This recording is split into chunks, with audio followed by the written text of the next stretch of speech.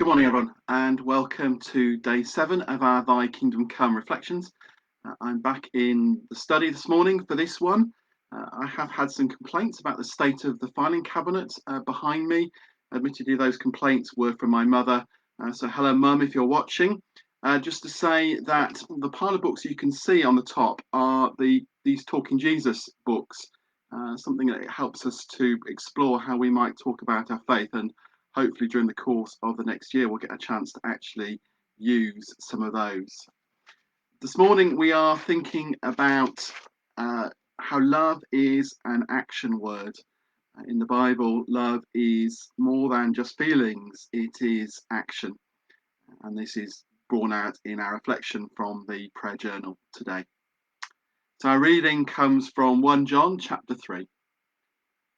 We know love by this, that he laid down his life for us, and we ought to lay down our lives for one another. How does God's love abide in anyone who has the world's goods and sees a brother or sister in need and yet refuses help?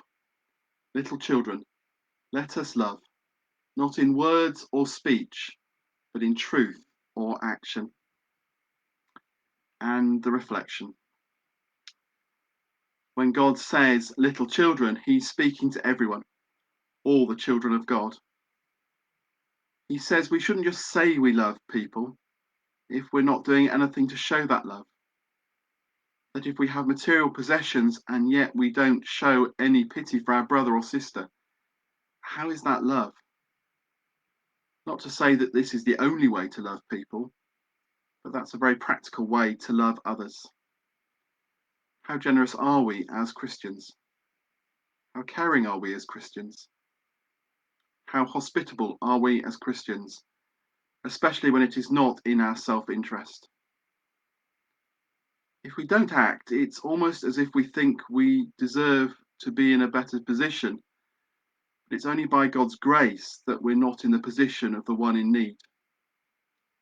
Jesus himself says, "For I was hungry and you gave me food. I was thirsty and you gave me something to drink. I was a stranger and you welcomed me. I was naked and you gave me clothing. I was sick and you took care of me.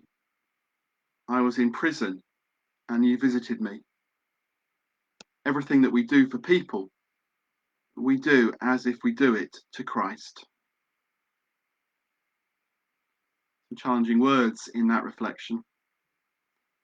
And the action that we are suggested in that prayer journal is look for ways that we can use what we already have to help others today. We pause just for a moment to reflect on all that the day holds ahead of us.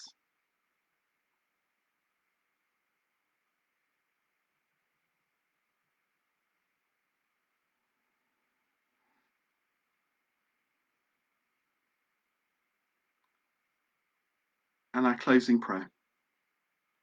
Loving God, thank you for your costly love. Please may the 5 friends we have been praying for understand something of the strength of your love for them and help us to use all that we have well. So thank you again for joining me today. We'll be back tomorrow, day 8, for our next reflection. I look forward to seeing you then.